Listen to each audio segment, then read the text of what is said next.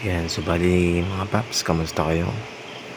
So, gabi na, kaya hindi ko masyadong malakas yung boses ko. So, ito, pasilip ko lang po sa inyo yung mga pyesa na i-ready natin kasi i-upgrade natin yung motor natin. Yan, so, pakita ko lang po sa inyo mga paps. So, yung mga oil seal, then racing oil pump, adjustable timing gear, then ito naman yung oil filter cover. Ang partner nito is yung radiator na yun, 5 rows lang siya. Then yung injector natin 140cc, then yung ECU natin. So may bluetooth na to. Ito yung bagong labas na sinundan niya yung pula. So yung disc magpapalit din tayo para maganda yung performance ng brake natin. Pati sa likod magpapalit tayo kasi sobrang napapabayaan ko na yung motor natin mga paps. So meron din tayong valve spring, then throttle body meron din tayo, kumuha tayo. So yung throttle body na to 28mm. So sa ano ko pa siya in order sa Malaysia, kaya medyo matagal siya kasi dito sa atin wala na masyadong nagbebenta na ito. Then yung head natin, so nakakuha tayo ng 24 and 28. Yan, so ang brand niya is Arata. So mukhang okay naman siya.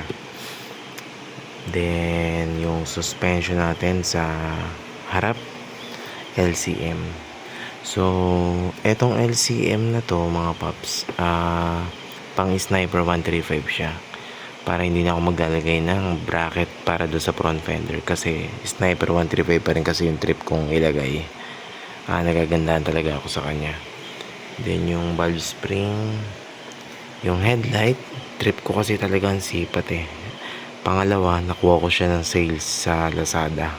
Medyo madami akong coins, so nakuha ko lang siya ng 900 something, kaya ginrap ko na. Then nasira na rin kasi yung low beam ng sipat ko, pero trip na trip ko talaga siyang gamitin. Matipid sa baterya, then tama-tama na yung tutok, then maglalagay lang tayo ng MDL. So ayun na po mga paps. So update ko kayo once na naipon ko na lahat kasi kulang pa to. Meron pa akong pipe, nalagyan natin siya ng kakaibang setup sa pipe, pero hindi tayo magma-muffler or hindi tayo gagamit ng mga maiingay na pipe. Kumbaga silent killer lang yung gagamitin natin. So yan, stage 1 na comes spec B. So yun mga paps, update ko kayo once na kompleto na. Talagang napabayaan ko na yung motor ko. Nung una kasi bala ko sa kanya is papalitan ng black stock din, kaso napag-isip-isip ko na maganda siguro kung i-upgrade naman natin siya para bagong motor, kumbaga. Yan, pagagandahin natin si Mike. So ayun po. Sa caliper naman, ang ipapartner kong caliper dito is yung stock caliper na dual piston. Hindi kasi ako fan ng RCB na caliper. Mas gusto ko yung mga stock. Mas nalalakas na ako sa kanya. Para sa akin lang naman. Kaya nga hanapin nating caliper na ipapalit ko doon is yung dual piston na stock ng Sniper 155. So yun lang mga paps. Salamat. Thank you.